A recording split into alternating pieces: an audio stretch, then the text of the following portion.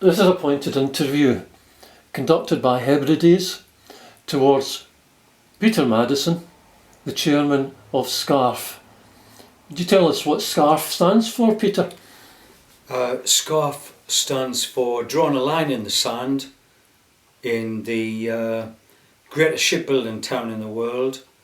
I was really meaning, if I could just tie you down on this, what does S.C.A.R.F actually mean? The acronym. The acronym S.C.A.R.F stands for the Sunderland City of Adelaide Recovery Foundation. That's what the acronym is. Then you must be rather concerned about the current situation with the City of Adelaide, having shifted from Irvine to Chatham to Greenwich to the Netherlands. In fact, Sheerness, then the Netherlands, and now going to do a trip halfway across the globe via America and the Suez Canal. How is it that you would relate to the recovery part of S.C.A.R.F to Sunderland? Well, first of all, what I would like to say, if I may, I think it's absolutely great news that the ship, City of Adelaide, our famous Sunderland-built clipper ship, is finally off that abandoned slipway in Irvine, where she's been languishing for nearly 20 years, and indeed, perhaps rotting away partially. It's great news that she's out of Irvine, she's out of Scotland, and there are people on the other side of the world, in Australia, who thought so much about the ship that they have invested so many years and so much money to get her away from Irvine.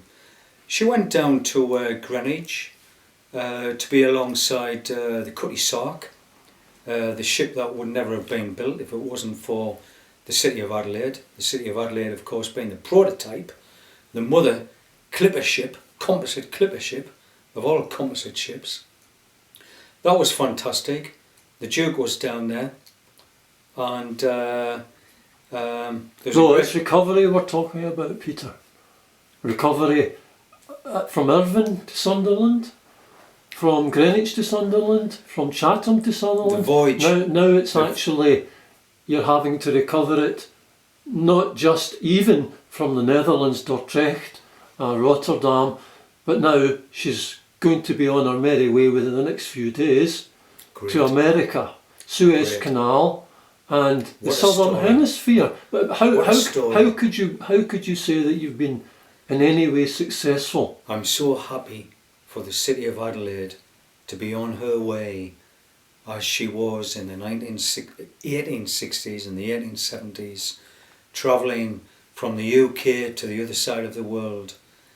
She's making her final voyage to Australia, and she will be, once she's down there, completing her final return voyage to the UK sometime next year probably. And I'm so delighted and happy for the City of Adelaide that she's doing this. 150 years old next year since her building launch in Sunderland. She'll be coming back to the town where she was dreamt up and she was made in time to celebrate her 150th anniversary next year in this town, Sunderland. So that's what S.C.A.R.F stands for, and that's how you see it. S.C.A.R.F. So what happens, Peter? You're looking at these moves that she's making, and there seems to be a lack of ability to actually stop this happening through the channels that we've tried. Would you tell us what you have tried, Peter, and why they haven't been so far successful, and maybe how they would be, hopefully? We've got right on our side. The town that built her, the people who built her. But what have you specifically tried? What I've specifically tried? Yes, and not succeeded with so far. I've succeeded with everything that I've done. What have you done? Would you like to tell us briefly what you have actually done? I've given 15 years of my life, dedicated entirely, almost. I do have a daughter, Adelaide, who's only 10. I shared my time between her and the clipper ship, but mostly I've been driven, and very happily driven, yes. also. Yes. with the campaign to return the City of Adelaide to Sunderland. And we're almost nearly there for bringing the ship back. She's making this final gesture of making a journey down to South Australia. She'll get fantastic international attention, and then she's coming back to Sunderland in time for her 150th anniversary next year. Yes, we saw that quote that we'd quoted as saying that it wouldn't be a single journey. Of course not. Siscall, the South Australians, have already said that in fact it would be a return journey. But how do you know that? Clipper ships don't just go one way. They go one way, pick up things, and then they return. Yes, that used to happen that way, but this is a completely different scenario where has been so far. She's progressing towards Australia, the Southern Hemisphere. She's yearning to get back on a one-way to the ticket, Peter. town. On a one-way ticket. She's not on a one-way ticket. How do you know that? I know that, Kenny. I mean, you've quoted history. It was a long time ago when she served her purpose. 150 years. She served her purpose as one of the finest ships afloat, even at that time, and it has come full circle. So I suppose quite yet. It has come full circle that she is still afloat and one of the finest ships in the world. So that's come full circle. Yes. So would you see the return ticket in a similar way? That the thing has come full circle, that she will in fact return. Of course she will return. She's yearning to come back to the town that built her. She will come back to Sunderland next year. You cannot take a 150-year-old composite clipper ship built of iron frames and teak and oak and elm planked out of the northern hemisphere. The reason why she's still here, why she's still in such fine condition, far better than the Cutty S.C.A.R.F, is because she's up north. Because up north it's cold, and when the wind blows there's a lot of salt in that wind, and that's what preserves the wood. That's why, incredibly, the City of Adelaide is in such great condition. When she goes down to Oz, there's a lot of hot air down there. It's very dry, and all the natural oil and resin out of that beautiful teak and oak and elm is going to be sucked out of her. And it's very, very bad for an old wooden ship to be in the southern hemisphere. And in 3 months' time, or in 2 or 3 months' time, when she's down there and she starts to widen up the gaps between her planks, it is going to be very apparent to everyone that that's a very bad climate. And of course there's no further money. They have been tied down to what they've already received. There is to be no further money asked for from the government in South Australia. Is that correct, Peter? That is absolutely correct. They never had any money. It's a great big bluff. So how do they actually preserve and stop this rot, as you're describing, between the planks, etc.?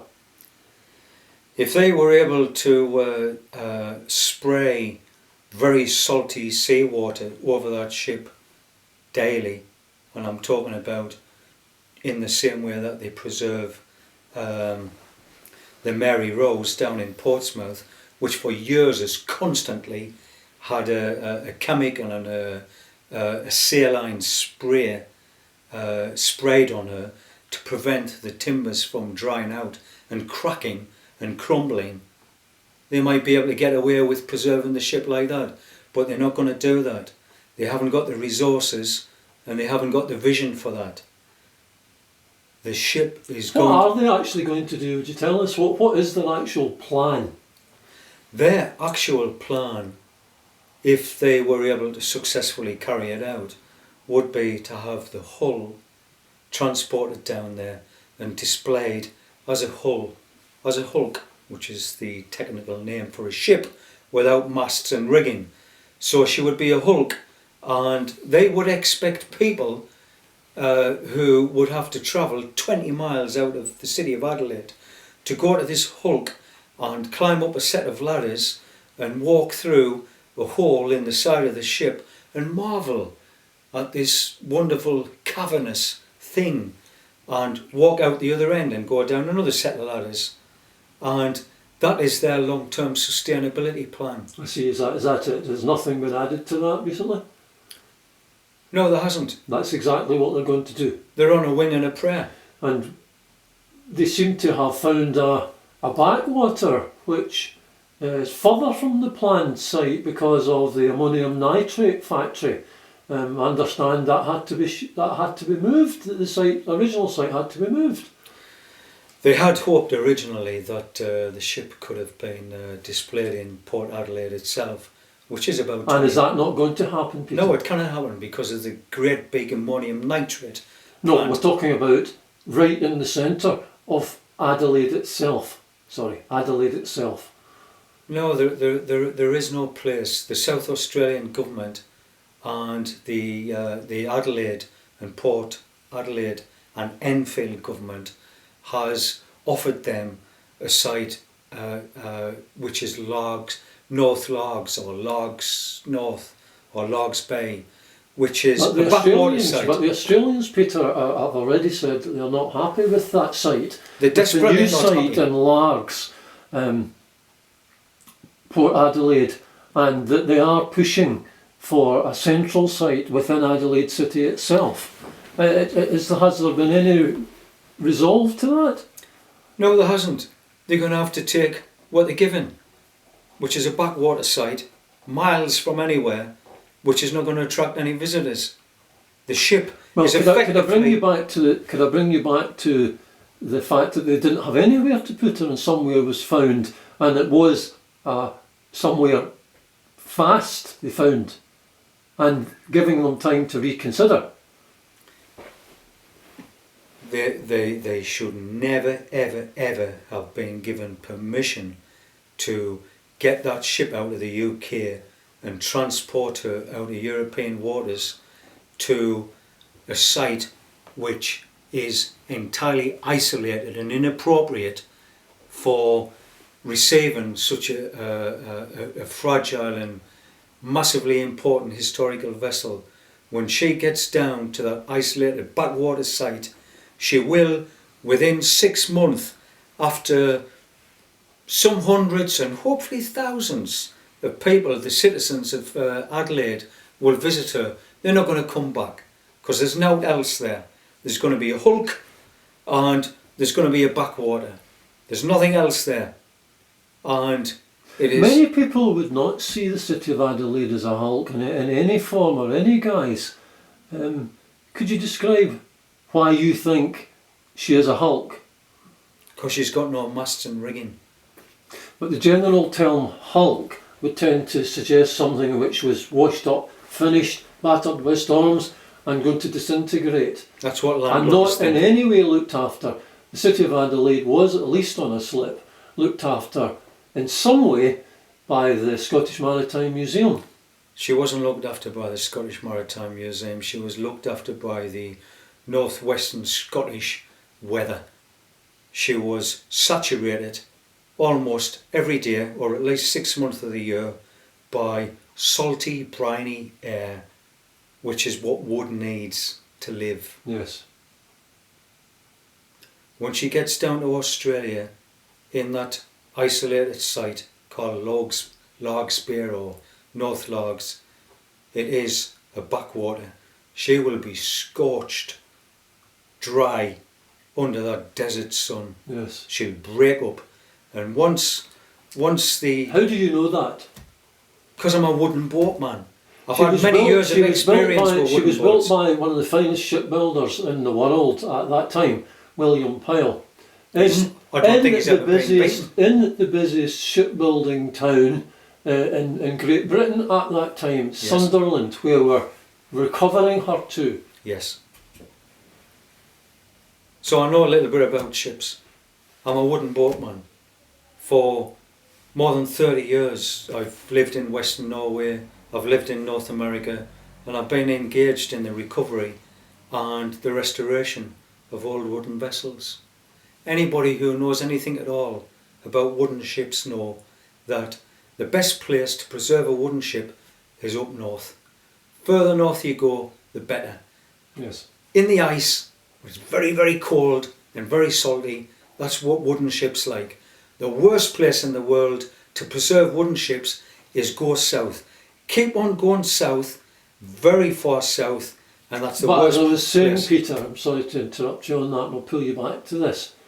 She was built by the finest shipbuilder in the world at that time, and one of the finest shipbuilders ever, William Pyle, in Sunderland.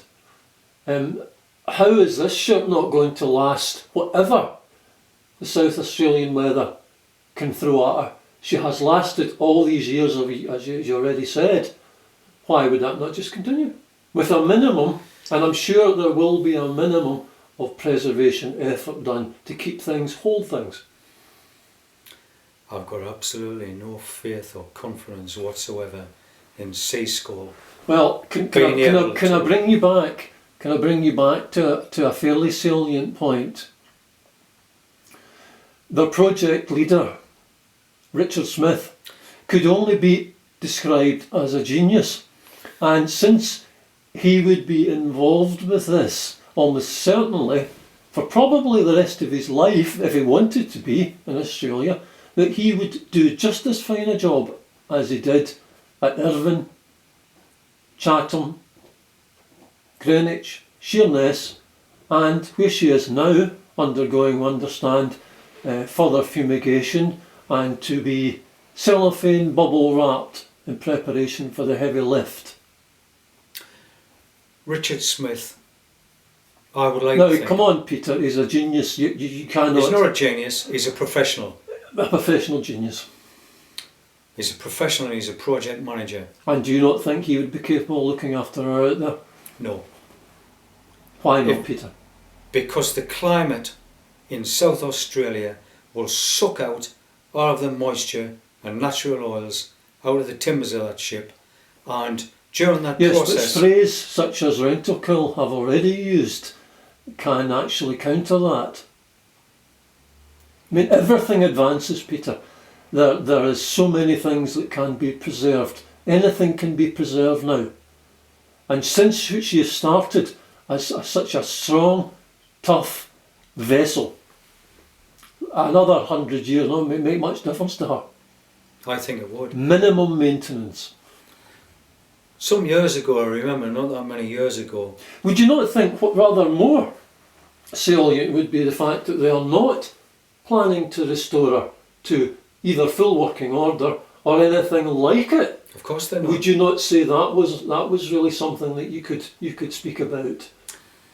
I could speak about a lot of things, but my main concern, the thing which does anguish me, is the knowledge that I've got that you don't take a 150-year-old sailing vessel out of the northern climate, which has survived here and which could survive another 150 years as long as she's up north where it's cold and briny, and take her suddenly down into a desert climate.